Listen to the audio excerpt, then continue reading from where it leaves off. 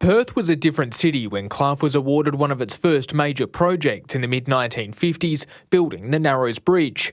The Narrows Bridge links Perth and the southern suburbs. It also built things like the Graham Farmer Tunnel. But its long legacy of construction is now at risk after being placed in voluntary administration. It's during the upturns where prices have been given, contracts have been entered into, and they just, because of the difficulty of people and materials, they can't deliver at the price they have contracted for.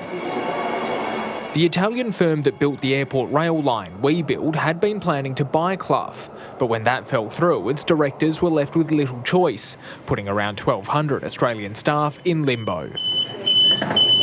The administrators will now look at what are the options, some of the projects that they'll walk away from, because maybe that's one or two projects that cause them, to go into voluntary administration.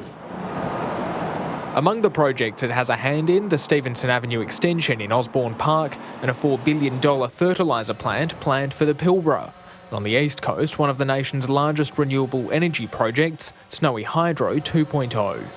Insolvency experts say while most businesses are doing okay now, that could start to change by about March of next year when a tightening economy really starts to bite.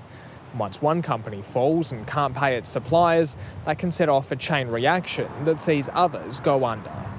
The guys that did work for them, all of a sudden they were waiting for that money to pay their suppliers, to pay their subbies, and then all of a sudden that money just doesn't come in, and then you see the dominoes starting to impact each other. Clough's administrators will carry out an urgent financial assessment over coming days before deciding what to do next. Kian Burke, ABC News.